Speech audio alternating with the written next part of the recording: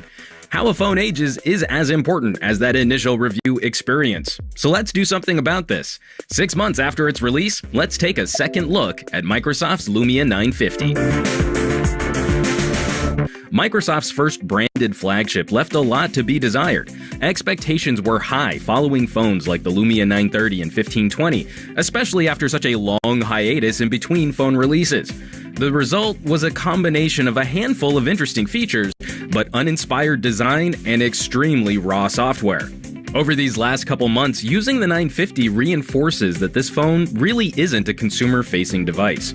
We've seen significant improvements to Windows 10 on mobile, but only after becoming a part of the Insider program to use early release ROMs.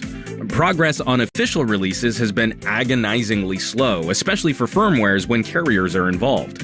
This newest software build has been refreshingly snappy, returning us to some of the things we liked about the best flavors of Windows Phone 8.1, though we still see a few inconsistencies in the Windows Store, the occasional lag or catch as we're looking for updates. But at least it doesn't force close on us like it used to. New innovating features like the iris scanner are simply slower to use than traditional fingerprint sensors, and require a more deliberate action in bringing the phone up to your face, though it was nice to use during a winter trip to the East Coast while wearing gloves.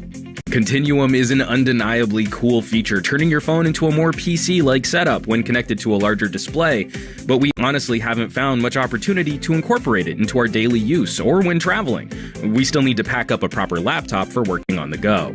And the camera remains one of this phone's shining features. The Zeiss branded shooter has one of the best sensor and lens hardware combinations we've ever used, and terrific microphones for recording video. But after a couple of updates, this camera app still produces overly processed images with oddly warm white balance and color tone. Disappointing as it's not as easy to edit a RAW file on Windows phones as it is on Android. And rounding out the rest of what this phone offers, we get mid-pack battery life, mid-pack headphone performance, dull design, and a $550 unlocked price tag. After that initial review, we had a hard time recommending this as a general consumer solution. And while improved since then, we still have reservations about offering this phone up as a mainstream daily driver.